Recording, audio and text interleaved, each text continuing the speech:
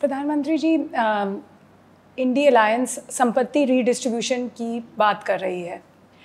आपको क्या लगता है ये मुमकिन है, और जो ये देश के जो मतदाता हैं ऐसी प्लान से प्रभावित होंगे? इसको टुकड़ों में नहीं देखना चाहिए, उनकी पूरी थॉट प्रोसेस के साथ जोड़ करके देखना चाहिए। जब उनका मैनिफेस्टो तो आया तब मैंने कहा था कि मैनिफेस्टो पूरी तरह मुस्लिम लीग की छाप है उस पर। डॉक्टर मनमोहन सिंह जी का बयान था, और जिस मीटिंग में मैं मौजूद था उसमें उन्होंने कहा था कि भारत की संपत्ति पर पहला अधिकार मुसलमानों का है। अब जब मैंने ये कहा तो मीडिया वाले, उनकी जो इकोसिस्टम है, उसने तूफान खड़ा कर दिया कि मोदी तो गलत बोल रहे हैं। तो मैंने 2 दिन के बाद मनमोहन सिंह जी की प्रेस कॉन्फ्रेंस ला करके रख दी, तो फिर वो बोलते बंद हो गए। तो ये एक घटना। अब उनके मैनिफेस्टो में कहा गया है कि अब ठेके में भी आरक्षण होगा, कॉन्ट्रैक्ट सिस्टम में। मतलब कहीं ब्रिज बन रहा है तो ब्रिज किस आधार पर आज दिया जाता है?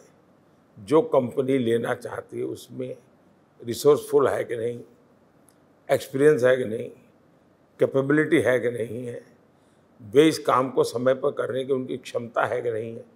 इन सब को देख करके उसको टेंडर मिलता है, तब जाके वो। अब कहते हैं उसमें भी हम माइनॉरिटी को आरक्षण देंगे, मुसलमान को आरक्षण देंगे।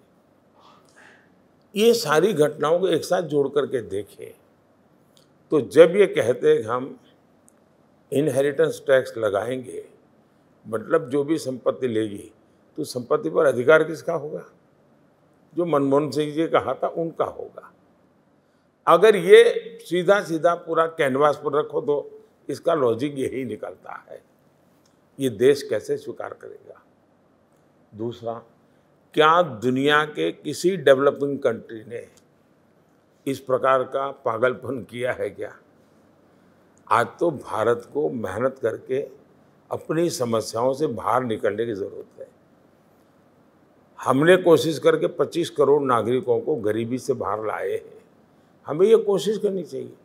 पहले जहाँ सैकड़ों स्टार्टअप्स थे, आज 1.25 लाख से ज़्यादा स्टार्टअप्स हैं, यूनिकॉर्न्स हैं।